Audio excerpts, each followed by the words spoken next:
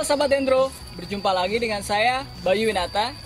Kali ini kita akan membahas salah satu ilmu pengetahuan yang familiar di dunia kehutanan khususnya. Namun demikian, tentunya banyak orang-orang di luar kehutanan atau yang baru saja mendengar itu tidak tahu tentang ilmu ini. Ilmu ini adalah tentang ilmu pohon. Nah, atau ada yang menyebutnya sebagai dendrologi. Dendrologi pada dasarnya terdiri dari dua suku kata. Yang pertama dendros dan yang kedua logos. Dendros artinya pohon, sedangkan logos artinya ilmu atau ilmu pengetahuan. Secara singkat, dendrologi dapat didefinisikan atau diartikan sebagai ilmu tentang pohon. Artinya ilmu yang mempelajari tentang pohon, khususnya pohon yang tumbuh di dalam ekosistem hutan, baik hutan alam maupun hutan tanaman.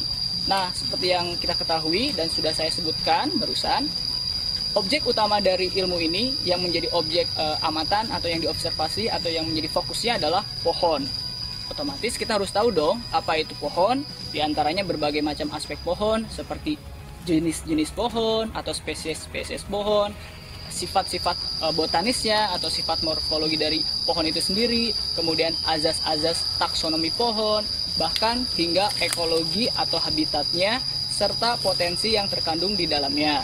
Selain itu, dendrologi seperti yang sudah saya jelaskan di depan, bahwasannya objek utama dalam dendrologi adalah pohon. Otomatis kita harus tahu dong apa itu pohon, apakah pohon pisang itu juga pohon, apakah pohon pepaya juga pohon. Nah, untuk lebih lanjutnya, mari kita simak penjelasan dari sahabat saya yang lain, yaitu Kak Lintang, untuk menjelaskan definisi dan batasan dari pohon itu sendiri. Halo sahabat Dendro. Kali ini penjelasannya akan dilanjutin oleh saya, yaitu Kak Lintang. Kali ini saya akan menjelaskan tentang apa itu pohon. Sahabat Dendro tahu nggak apa itu pohon?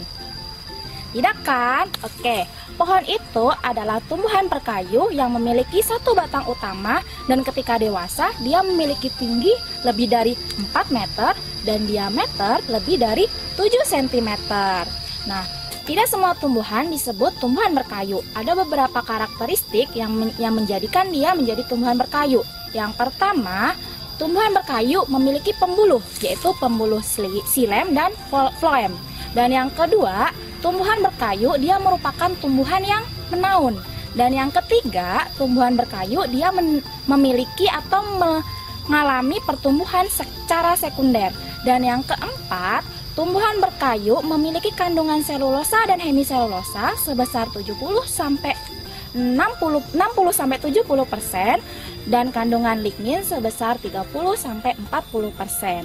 Jadi sekarang sahabat Dendro tahu kan apa itu tumbuhan berkayu? Jadi jangan salah sebut lagi ya.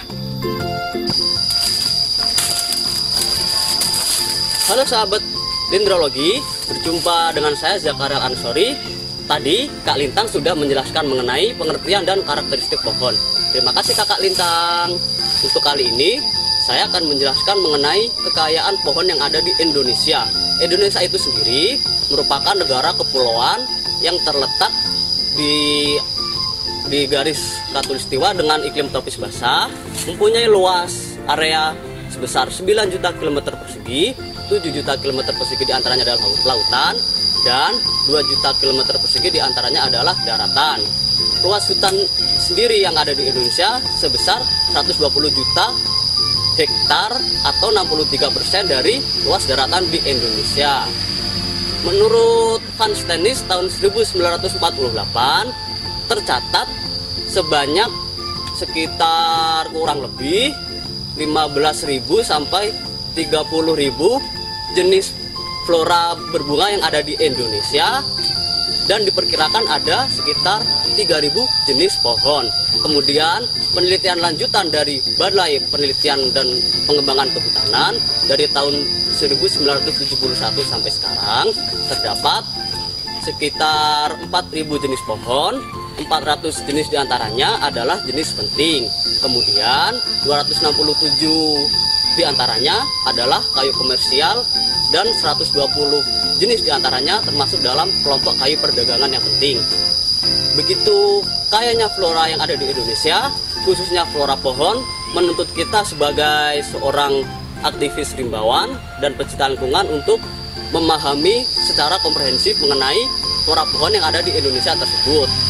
Terima kasih atas perhatiannya. Salam dendrologi.